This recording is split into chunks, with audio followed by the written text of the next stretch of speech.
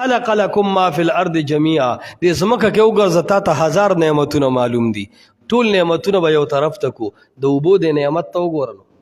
څنګه پریوانه اسکی کوم ملکونو کې چې نشته لکه د سعودي خلک اغیر ډیو بوتل اسکی په شوګرونو اختري وبشتنه او په ډیو بوتل عادت دي د ټولو شوګر ده کینیډا والا وب ترویشي وی دي د سکلو نه دي ټول دماغي مریضان شو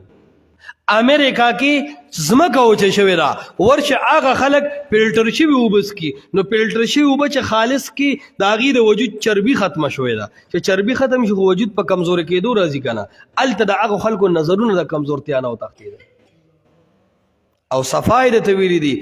قل ارأيتم ان اصبح ماؤكم غورا الله فرمایي که زه ستاسو د اوبه لرې کم فمن یأتیکم بماء معین ستاسو د کلي کم ناظم دی چې د ځمکې نه به اوبه راوچتي کړي ولګوه د دنیا ټول خلکو طاقتونه چې الله د ځمکې اوبه ختم کړي د چاتره به راوباسي هو الذي خلق لكم ما في الارض جميعا دلیل ثانی الله غزاد دے یا د هو معنا داسې وکړي دلته لفظي ترجمه ډېر علما روانه کی خو خانه د چوشي داسې وایي هو دغه الله ته مونږ حیران شو که نه شو د حیرانتیا قانون بیان کو کړه نو اوس ضمیر غایب یې راوړو ځکه غایب چې معلوم شي بیا غایب پاتې نه شو نو هو دغه الله الذي اغذات دے اس ترجمه څه شوه هو دغه ناشنا قدرتونو انعاماتو والا ذات الذي داسې عظیم الشان ذات دی خلق لکم چې پیدا کړي دي ستاسو د فایدو لپاره اللام للانتفاع